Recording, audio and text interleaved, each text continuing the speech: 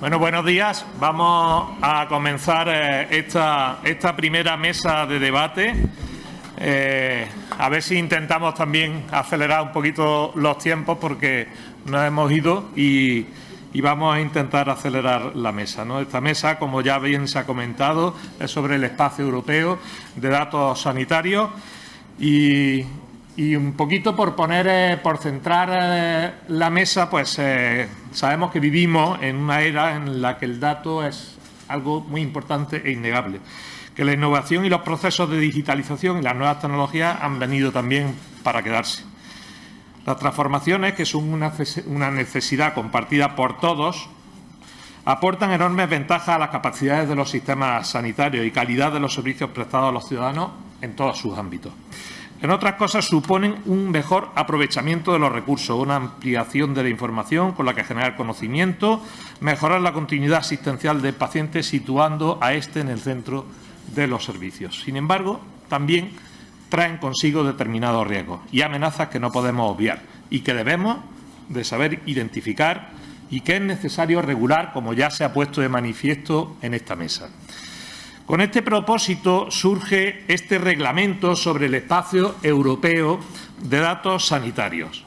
Una normativa que ya se ha comentado, cuyo borrador se encuentra en fase de primera lectura por parte del Consejo de la Unión Europea y del que las comisiones responsables del Parlamento Europeo, ENVI y LIBE, emitieron un informe el pasado día 3 de octubre. Su objetivo es crear un sistema e infraestructura obligatorios que permitan el intercambio y uso transfronterizo de datos sanitarios electrónicos y que esté basado en la interoperabilidad en dos ámbitos. En ese uso primario, necesario para la prestación adecuada de los servicios sanitarios, y en ese uso secundario dirigido a la investigación, innovación y formulación de políticas de salud pública.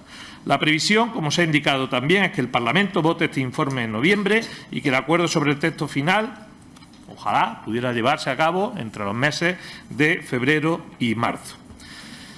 Esa propuesta, cuyos objetivos principales son mejorar la prestación asistencial, evitar que Europa se quede atrás en investigación e innovación y capacitar a las autoridades competentes para formular políticas sanitarias basadas en la evidencia y en beneficio del paciente. Un texto, en esta versión inicial, plantea una serie de cuestiones con impacto en las obligaciones de los profesionales sanitarios y, como no, en lo que a nosotros nos importa, que como farmacéuticos, ¿no? Algunas de estas cuestiones serían, y también se han comentado, el conflicto con determinadas normativas ya vigentes en los Estados miembros, un tema de competencia, la necesidad de establecer categorías de datos y la responsabilidad asociada a su registro por los profesionales sanitarios, los sistemas de certificación de los profesionales sanitarios y la importancia en este sentido de los colegios profesionales o cómo hacer compatibles e interoperables los sistemas sanitarios totalmente heterogéneos. Y en estos y otros asuntos, que serán los que vamos a profundizar ya en esta mesa, pues contamos con la presencia en streaming, online, ¿vale?, de dos parlamentarios europeos que han trabajado y que trabajan en este reglamento. A Javier Zarzalejos, licenciado en Derecho, con un gran interés en política desde hace tiempo, que desde 2019 es eurodiputado por el Partido Popular Europeo. Dentro del Parlamento es miembro de la Comisión de Libertades Civiles, Justicia y Asuntos de Interior, LIBE, que sabéis que ha trabajado en este reglamento y ha sido ponente alternativo en ese reglamento y por eso hoy tenemos la fortuna de que nos acompañe. Por otro lado, nos acompaña también Susana Solí, europarlamentaria, ingeniera industrial de profesión, que como representante de Ciudadanos en el grupo Renew Europe cuenta con una extensa educación y trayectoria en instituciones nacionales e internacionales, al igual que Zarzalejos. Ha desempeñado también un papel muy importante como ponente alternativo en este espacio europeo de datos sanitarios. A mi derecha, Lucía Escapa, jefa de gabinete del secretario general de Salud, que esta mañana hemos tenido también la suerte de tenerlo en la presentación y que ya ha explicado en parte estas previsiones sobre el reglamento del espacio europeo. Y ella, como jefa de gabinete, pues nos va a dar, es importante que nos dé esas apreciaciones y esas matizaciones que ya ha indicado el secretario general esta mañana. Licenciada en Física por la Universidad Autónoma de Madrid y con varias titulaciones y certificaciones en liderazgo y desarrollo directivo. Y por último, Carina Escobar. Yo, Carina, ya como tenemos tantísima frecuencia de trabajar juntos y de estar juntos en mesas, pues sabéis que preside la POC, que tiene una amplia formación en gestión, administración y dirección económica y financiera de empresas. Desde hace más de 5 años, presidenta de la Plataforma de Organizaciones de Pacientes, entidad que defiende los derechos de estos en todos los ámbitos, en política, etcétera, etcétera. Yo creo que de todos es conocido la labor que está haciendo Carina con los pacientes y tenemos esta oportunidad de contemplar a 2 parlamentarios que están trabajando en este tema, el posicionamiento del Ministerio de Sanidad y, por supuesto, los pacientes, que son nuestra razón de ser. Pues vamos a comenzar esa mesa y, sin dilación, se han planteado un par de preguntas que yo las voy a unificar en una para comenzar. Y que sería una pregunta que me gustaría que contestasen en el orden de presentación los diferentes ponentes y en ese sentido ya se ha explicado en qué consiste este reglamento y este espacio europeo, y quería preguntaros por qué beneficios nos puede traer como ciudadanos europeos la implementación de este espacio europeo de datos y cómo puede afectar este espacio. Lo primero es visión, qué beneficio trae a los ciudadanos, y en segundo lugar, como profesionales sanitarios, ¿en qué puede afectar este espacio europeo de datos sanitarios a la labor de los profesionales sanitarios y concretamente y especialmente a nosotros como farmacéuticos? Entonces, yo quisiera, Javier, bienvenido, muchísimas gracias por tu presencia y animarte a empezar a responder a estas 2 preguntas de golpe. Pues empezamos con ello. Primero, muchas gracias por vuestra invitación, muchas gracias por esta iniciativa que viene en un momento muy importante en lo que es el debate parlamentario de esta propuesta legislativa de la Comisión, ¿no? El título de esta jornada es la aportación, ¿no?, a la construcción europea de la farmacia. Yo creo que este es uno de los casos, cuando se pregunta en qué se puede beneficiar, este es uno de los casos en los que se ve claramente que el proyecto europeo es un proyecto relativo a la integración. Al final, la integración viene de derribar barreras, de eliminar obstáculos. Y esto lo que busca es precisamente la eliminación de una barrera y la eliminación de obstáculos, en este caso para que los ciudadanos europeos podamos tener acceso a una asistencia sanitaria mejor, a una asistencia sanitaria que nos dé más confianza y que además redunde en la eficacia de nuestros sistemas sanitarios, ¿no? Y en este punto tengo que decir que en la preparación de las negociaciones parlamentarias pues hemos tenido también muy en cuenta el carácter realmente único, ¿no?, de nuestro sistema de dispensación de medicamentos, ese sistema garantista con una red que ha demostrado ser uno de los grandes activos de nuestro sistema sanitario en un momento de crisis y en el que todos los recursos del sistema sanitario se han tenido que poner en marcha, ¿no? Y creo que en ese sentido la respuesta de las farmacias ha sido verdaderamente crítica para poder hacer frente a la pandemia, ¿no? Ya se ha explicado en qué consiste el reglamento, cuáles son sus objetivos para el acceso primario, la utilización primaria de estos datos, pero yo creo que también hay un uso secundario de estos datos que van a permitir, y eso sí que tiene una implicación directa en la capacidad para la investigación y la generación de nuevos tratamientos y de nuevos medicamentos, la enorme potencialidad que tiene contar con un espacio europeo de datos sanitarios que, a través de sistemas adecuados de gobernanza, permita llevar a cabo proyectos de investigación, permita una contribución en condiciones, yo creo que hasta ahora inéditas, a la definición de políticas públicas, ¿no?, en materia sanitaria. Claro, cuando estamos hablando de una regulación que tiene tanta importancia para la sanidad europea, como he dicho, nosotros hemos tenido muy presente una de las características, creo que definitorias, como se ha explicado antes, de nuestro modelo sanitario, que es el modelo de dispensación farmacéutica, ¿no? Por la cualificación de sus profesionales y por la extraordinaria permeabilidad de la farmacia está, digamos, profundamente integrada en la vida de las comunidades y que constituye, como digo, un activo realmente extraordinario. Entonces, nuestro objetivo en este punto ha sido, por un lado, preservar ese carácter garantista y esa configuración única a nivel europeo de nuestro sistema farmacéutico. Y en ese sentido es verdad que inicialmente se plantearon, hubo algunos planteamientos que podían ser preocupantes, pero no va a cambiar la regulación de la farmacia, que sigue en manos de los Estados miembros. Y por otra parte, la importancia de dar al profesional farmacéutico el reconocimiento pleno como un actor a todos los efectos clave para esta regulación. Somos muy conscientes de que la clave para que esta regulación funcione es conseguir la confianza de los pacientes. Y me parece que es evidente, y esa es la experiencia que tenemos como ciudadanos, no hace falta alegar experiencia como legisladores.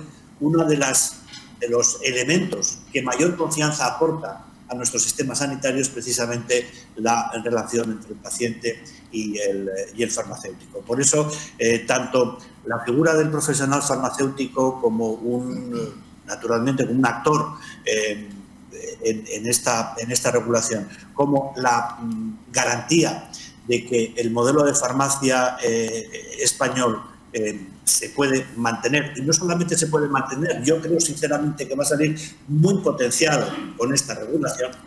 Han sido dos objetivos que yo creo que estamos en camino de asegurar. Muchas gracias. Me alegran tus palabras, Javier. Pasa el turno a Susana para que nos dé su opinión en esa afectación inicial a los ciudadanos y posteriormente en qué compromete también a los profesionales sanitarios y en especial a los farmacéuticos. Sí, hola, buenos días. Muchísimas gracias. Es un placer participar en vuestro consejo, aunque tenga que ser online, porque sabéis que es una semana de votaciones. Precisamente venía de la Comisión de Medio Ambiente y de Salud. También participo en la Comisión de Salud del Parlamento Europeo. Y quería primero daros las gracias por el trabajo que hacéis aquí en Bruselas, porque nos ayuda muchísimo a la hora de tratar reglamentos como el Espacio Europeo de Datos Sanitarios, pero también he tratado con vosotros el gran paquete farmacéutico que viene, y este trabajo y esta labor es indispensable para que luego el texto que salga del Parlamento tenga todo el sentido y reconozca la labor que hacen las farmacias en España. Solo decir que estamos ahora negociando, justamente tanto Javier Zarzalejos como yo, en las dos comisiones, y que todavía el texto que estamos hablando no es definitivo. Y esperamos, si todo sale bien, que se pueda votar en noviembre, pero que va a ser muy, muy, muy ajustado. Los beneficios para el paciente, bueno, yo creo que los habéis explicado ya, es muy claro. Lo que estamos haciendo es capacitando al paciente para que tenga control de esos datos, y aquí muchas veces lo comparamos, ¿no? Cuando hablamos con los comisarios se compara como el momento roaming de los datos, ¿no? Es decir, ahora mismo un paciente va a poder acceder a su historial sanitario en cualquier lugar de España, que ya sería una ventaja, puesto que no hay interoperabilidad muchas veces entre comunidades autónomas a la hora de acceder a los expedientes, o fuera en cualquier lugar de la Unión Europea, de una forma simple, a través de un teléfono móvil, a través de un ordenador, y eso pues sin duda es una gran ventaja para el paciente. Pero también lo va a ser para el profesional sanitario, como muy bien has dicho, también para el farmacéutico, porque esto va a simplificar mucho su trabajo, el hecho de poder acceder a esos datos, o que se puedan, por ejemplo, podamos evitar necesidades en pruebas diagnósticas, y se podrán hacer tratamientos mucho más precisos y por lo tanto pues va a tener mucha más eficacia la asistencia sanitaria. Esto sin duda también va a repercutir en los costes del sistema sanitario, ¿no? La Comisión ha hecho un cálculo de lo que nos podríamos ahorrar solo en duplicidades o incluso en la agilización de procesos hoy en día, que podría tener también un beneficio en el paciente. Y sobre todo, el gran beneficio, también lo ha explicado Javier antes, está en los datos, secundarios, ¿no? Cómo vamos a usar esos datos para la investigación y para el desarrollo. Yo, por ejemplo, estoy muy implicada con todas las enfermedades raras y esto es oro para ellos, y poder tener datos agregados a nivel europeo con el que poder hacer ensayos clínicos o tener datos suficientes para poder investigar nuevos medicamentos, y sin duda pues podríamos también contar con los datos de la evidencia real que podrían también acelerar los ensayos clínicos. Así que desde el punto de vista de beneficios está claro. Tanto para el paciente como para el profesional sanitario, como también puede ser para el farmacéutico. Algo que cuando estamos negociando, siempre ponemos el foco en que el dueño de los datos es el paciente, ¿no? Y por lo tanto va a ser el que decida qué profesional sanitario va a poder ver esos datos y qué tipos de datos va a dejar ver el profesional sanitario.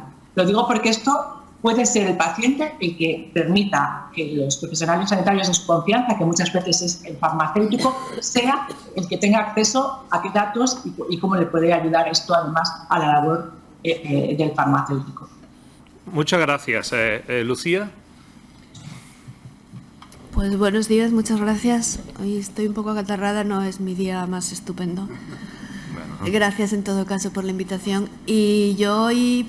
Bueno, mis respuestas tienen una doble orientación. Por un lado, porque estoy en el equipo que, como presidencia española de la del Consejo de la Unión Europea, estamos trabajando la parte técnica del reglamento. Por otro lado, porque como Ministerio de Sanidad, pues evidentemente es un tema que nos afecta mucho.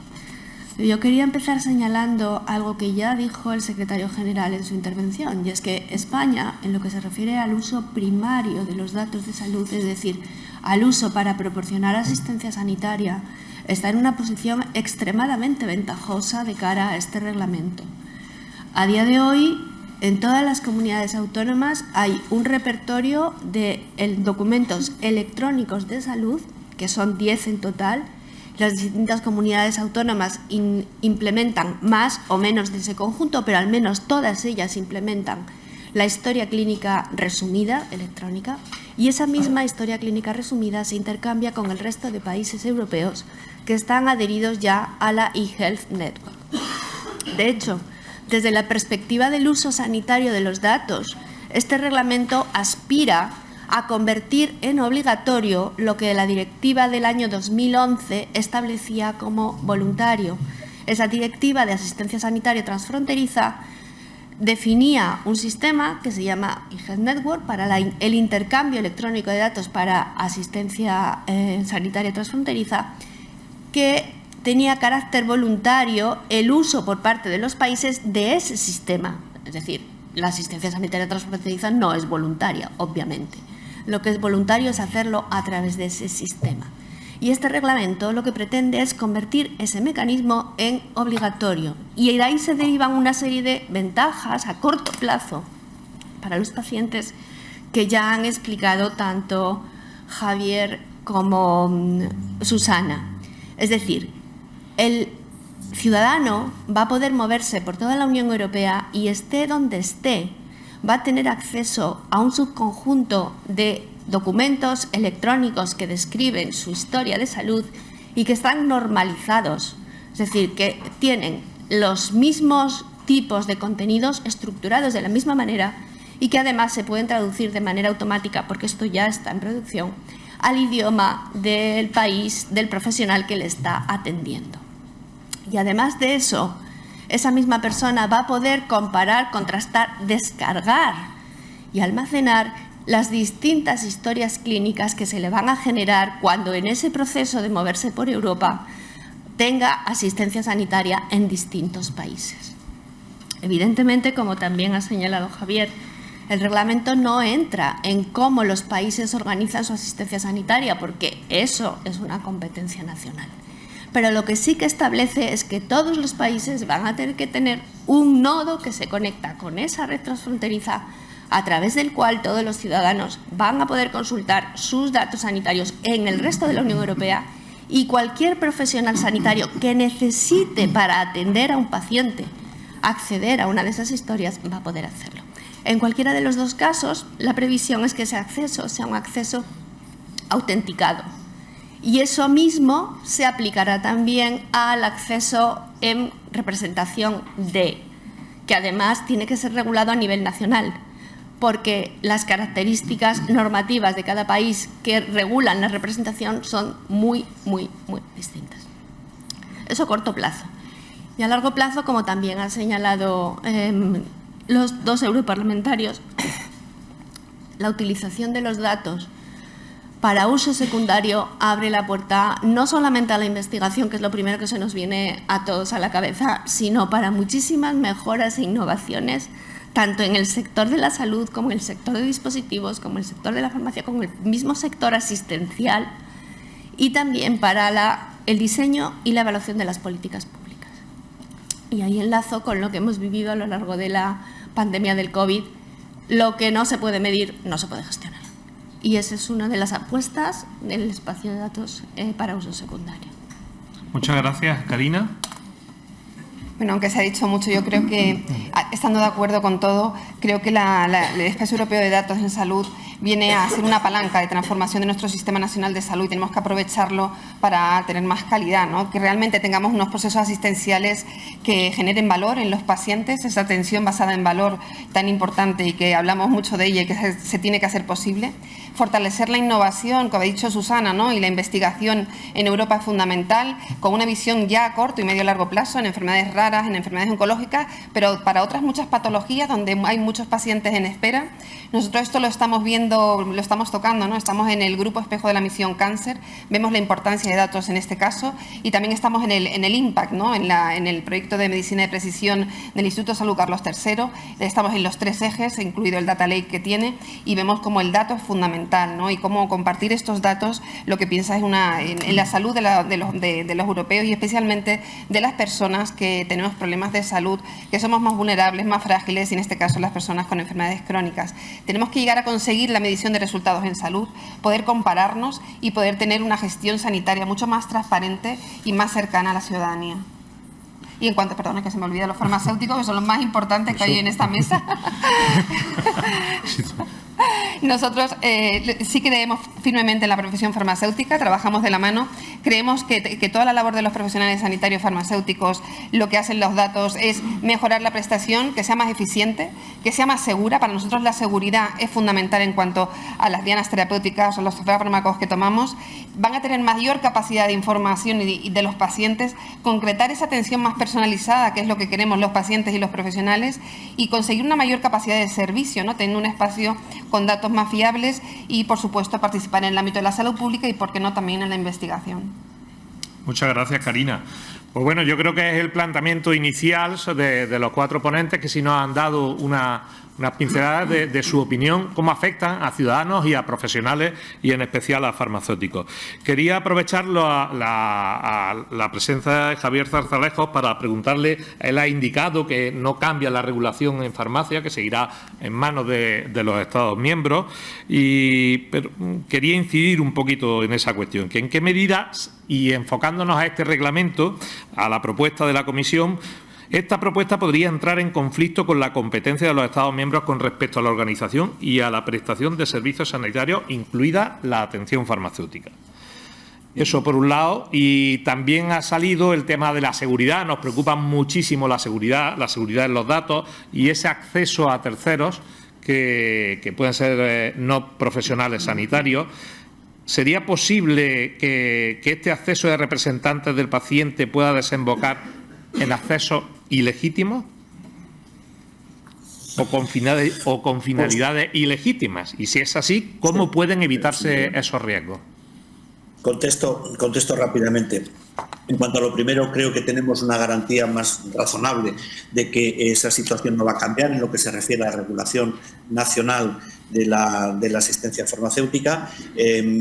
Nosotros éramos muy conscientes como grupo político a la hora de plantear nuestras enmiendas del riesgo que suponía meter a la farmacia en la rúbrica general de la telemedicina. Es verdad, como se ha explicado, que dentro de la Unión Europea no es lo mismo la situación en que se encuentran los países nórdicos, por ejemplo, a la que podemos tener en España, pero lo que está claro es que nosotros no podemos renunciar ni debilitar un sistema de calidad, un sistema con una implantación realmente vertebradora también del territorio, cuando nosotros lo que queremos hacer es consolidar a través de esta normativa algo que podríamos calificar como la ciudadanía europea de la salud. Hablamos del espacio de salud europeo, pero también tenemos que hablar, por tanto, de ciudadanos europeos de la salud en este punto. Por tanto, como decía, recordaba Susana, estamos terminando las negociaciones, creo que se podrán concluir, pero creo que este es uno de los problemas o de las inquietudes que inicialmente se habían suscitado, que se puede considerar suficientemente eliminado. En cuanto a la protección de los datos, bueno, primero, la Unión Europea tiene consolidado el principio de que los datos son del ciudadano, son del sujeto de los datos. Por tanto, no son de las compañías, no son de los estados y digamos que la soberanía, en este caso del paciente, pues tiene que ser muy amplia. Evidentemente se tiene que hacer compatible con que el sistema funcione, ¿no? Pero yo creo que en ese sentido tenemos suficientes salvaguardas para garantizar la privacidad y el respeto a la sensibilidad de estos datos, que es extrema. Probablemente no hay datos personales más sensibles que los que puedan afectar a la salud. Y esto tiene, sin embargo, dos preocupaciones por nuestra parte. Uno es el tema de la representación. La representación seguirá siendo nacional. Nosotros hemos planteado que se prohibiera la representación a favor de personas jurídicas. Creo que eso puede tener problemas serios. Esto, de momento, no hay acuerdo para poderlo conseguir. Es verdad que las regulaciones nacionales y las culturas jurídicas nacionales son diversas, pero a nosotros nos preocupa que se pueda producir desviaciones cuando la representación para el ejercicio de los derechos y para el acceso a los datos pueda ser atribuida a una persona jurídica. Y por otra parte, creo que tenemos que poner una atención creciente a la seguridad física. Es decir, tenemos que ser conscientes de que estos datos constituyen, digamos, el objetivo de ensueño de cualquier ciberataque para la obtención ilegítima. Y, por tanto, eso plantea problemas de seguridad y tienen que ser objeto de un estudio muy cuidadoso y de las máximas medidas de seguridad para la protección de estos datos frente a ciberataques que, como sabemos, en el sector de la sanidad y precisamente por la sensibilidad de estos datos, pues constituye, digamos, un objetivo extraordinariamente codiciado por los hackers, ¿no? De modo que esto es una de las cuestiones que nosotros hemos planteado desde el principio y que en lo que es la implementación del reglamento habrá que seguir de cerca. Vale, muchas gracias. Susana, en la propuesta del reglamento se observa que serán los Estados miembros los que decidan qué profesionales sanitarios tendrán acceso a los datos, ¿no? Quería preguntarte saber tu opinión sobre introducir flexibilidad en ese ámbito para que los profesionales sanitarios puedan observar, pudieran intercambiar historiales médicos. Se ha hablado de la historia clínica. A nosotros nos interesa mucho el historial farmacoterapéutico del paciente. Y entonces, por ejemplo, ¿sería positivo, en tu opinión, que el farmacéutico pudiera acceder a historial farmacoterapéutico completo del paciente y viceversa? O sea, que los médicos tengan acceso a los datos de prestación farmacéutica que gestionamos los farmacéuticos. Indudablemente sería muy positivo. Pero hay que destacar que no es el Estado miembro el que decide qué profesionales sanitarios van los datos, sino, como decía, aquí el espíritu de toda la negociación del Parlamento ha sido que es el paciente el que tiene control de sus datos. Esto quiere decir que va a ser el paciente, que es lo que hemos incluido, ¿no?, en nuestra posición claramente del Parlamento. El paciente es el que va a decidir qué profesionales sanitarios ver los datos, ¿sí?, qué tipo porque se puede tener puede abrir para los farmacéuticos o para algún tipo de especialista, pero también va a decidir qué tipos de datos va a dejar de las profesionales sanitarios. Por lo tanto, yo creo que es una información muy valiosa para la atención del farmacéutico y para un mejor tratamiento y servicio, pero va a ser siempre el que lo pueda decir, que haya ese intercambio de datos o no, incluso pues a nivel de profesional médico. Y como decía, este es el espíritu del reglamento. Claro, es que una de las controversias que tenemos en el debate es hasta qué punto un paciente puede también restringir los datos de su historia clínica y hasta qué punto eso va a tener un efecto en la atención médica que le pueda dar el profesional sanitario. Pues bien, en ese punto ahora estamos discutiendo si debe saberse o si debe constar que se está ocultando cierta información o por lo menos advertir a los pacientes que si hace esto pues tendría que tener un efecto en la calidad sanitaria. Y luego, por último, algo que también que nos parece importantísimo en relación también a tu pregunta, y es que tenemos que encontrar en la gobernanza de este modelo la participación de las partes involucradas, es decir, de los profesionales sanitarios, que ahora mismo no está contemplada por parte de la Comisión y que creemos que es importante que en los órganos de decisión, en esos órganos de gobernanza, incluyamos también, por ejemplo, tanto las asociaciones de pacientes como los profesionales médicos, es algo que también estamos trabajando. Muy bien, muchísimas gracias. Vamos a ir apretando para concluir en la mesa, pero tengo que aprovechar tu presencia. En la mesa se ha hablado, y también el secretario general lo ha dicho, de que tenemos cierta ventaja por el historial que tenemos y muy vinculado también a la receta electrónica pública y a la receta electrónica privada, con lo cual nos va a dar unas posibilidades muy importantes. También se había hablado que va a disminuir el trabajo del profesional sanitario. ¿Va a afectar, crees que va a disminuir o va a ser un esfuerzo requerido adicional al profesional sanitario? ¿Y cómo se va a gestionar la implementación o la adecuación gradual de este reglamento aquí en España? Bueno, a ver, cualquier cambio supone siempre un esfuerzo, porque cambiar siempre implica adaptarse al cambio. Dicho esto, precisamente España tiene un sistema sanitario muy digitalizado, en el que los profesionales prácticamente en todas las comunidades autónomas están acostumbrados a utilizar la identificación electrónica para acceder a los historiales de los pacientes. Entonces, eso es un primer paso porque es uno de los requerimientos del reglamento. Otro paso es la normalización de la información que van a contener esos historiales clínicos, pero en la medida que ya están trabajando con historiales clínicos, pues lo que puede ocurrir es que cambie la forma en la que se tratan o tal vez las ontologías que se manejan, pero no será un paso de un sistema mayoritariamente basado en el papel a un sistema mayoritariamente basado en lo electrónico.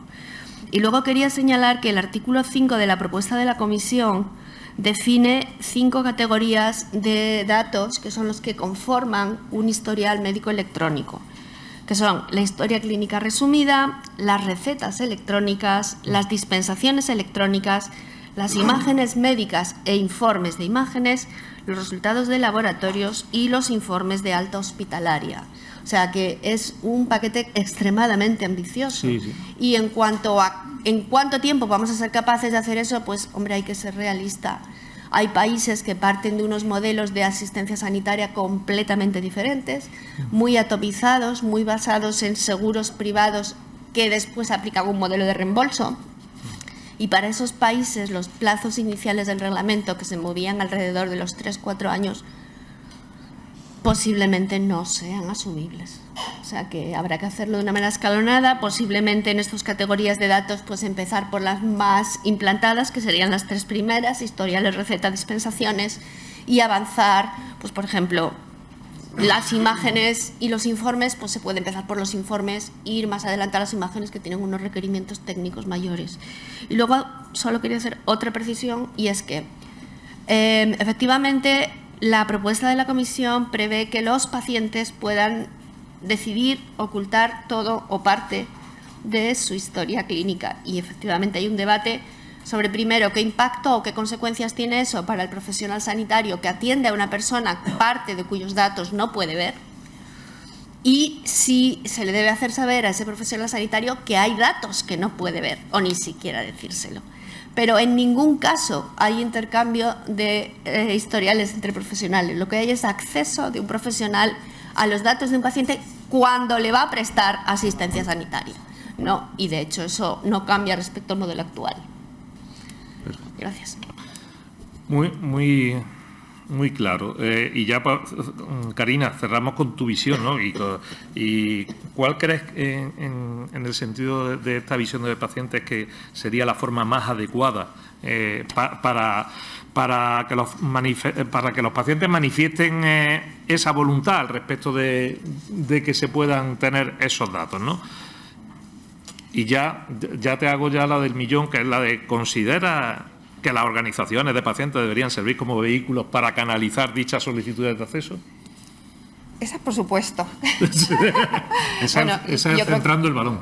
Bueno, yo creo que, y voy a empezar por ahí, ¿no? El papel de los pacientes, que son en este momento co-creadores de este espacio de datos en salud, creo que se nos tiene que tener en cuenta para todo el tema de decisiones que tiene que tomar el paciente ahora mismo, de dar o no sus datos. Necesitamos pues en paralelo invertir en formación y capacitación de cómo los pacientes debemos utilizar los datos en beneficio nuestro, y también con un espíritu de solidaridad con otros pacientes. Quiero decir, nuestros datos sirven para la gestión de nuestra patología, pero en datos secundarios pues sirven para la investigación de nuestra enfermedad y de otras personas. Y en eso los pacientes con enfermedades crónicas, que estamos en diferentes ensayos clínicos y tenemos esa vivencia, pues sabemos que muchas veces no es para nosotros, pero es para otra, y tenemos claro esa solidaridad.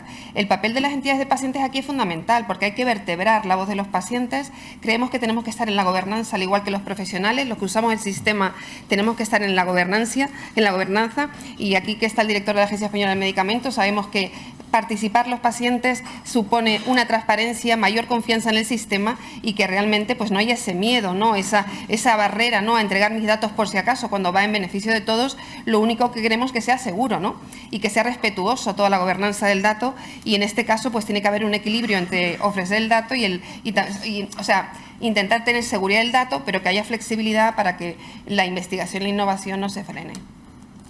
De acuerdo, muchísimas gracias. Yo creo que hemos adelantado unos minutos para poder dar voz a todos los participantes en esta mesa. Si hubiese alguna pregunta muy rápida, y si no, vamos a pasar a la siguiente mesa. Yo agradecer enormemente la presencia en esta mesa, tanto de los que estamos físicamente aquí, sobre todo a vosotros desde tan lejos, y que hayáis dado la oportunidad.